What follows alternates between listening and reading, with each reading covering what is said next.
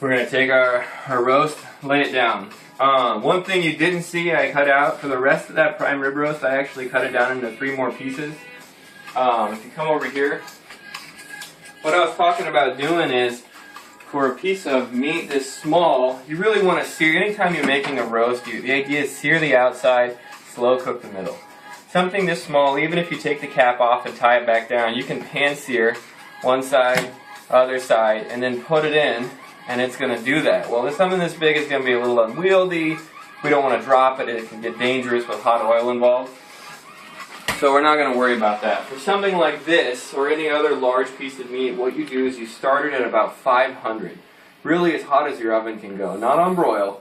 Do that for about 10 minutes, depending on the size of the meat. If it's a thinner piece of meat, like a pork loin, you probably don't want to do it as long. What it's going to do is it's going to sear the outside, give it a nice, almost brown coloring to it, and we're going to turn it down to like 210, 225. Some people say that's a little low. This is what I found for a good. Anything over 180 is or I think it's actually over 140 is the food temperature danger zone. So it's not going to hurt it. It's going to be slow cooked. It's going to take several hours. It's a pretty big piece of meat. That's fine. It's 1:30, 2 o'clock now. So I imagine we're going to be eating this about 6 o'clock. Some of it is feel. It's been a long time since I've made a prime rib, so I'm going to put it in probably in the next half hour. You're going to temp it. It's up to you how rare you want it. If it's too rare, you can always sear it in the pan.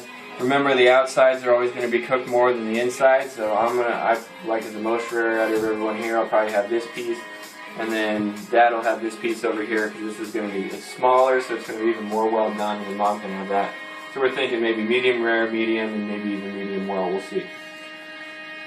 I don't cover it with any kind of foil or anything like this.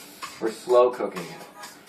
It's going to, one thing you do remember, we added some wine in here, and you can even add a little bit more water if you want. This is going to evaporate and create a humidified environment in here. This is a convection oven, but a more traditional oven, you'll actually keep the humidity in it. Don't check on the roast. Don't keep opening it. Not only do you lose the heat, you also lose that aromatic environment. It's obviously not watertight, so it's not really going to hold that, or airtight. It's not going to hold that well, but you're certainly going to lose the heat, and you know it's cooking. As long as the oven's on, you'll smell it before anything else.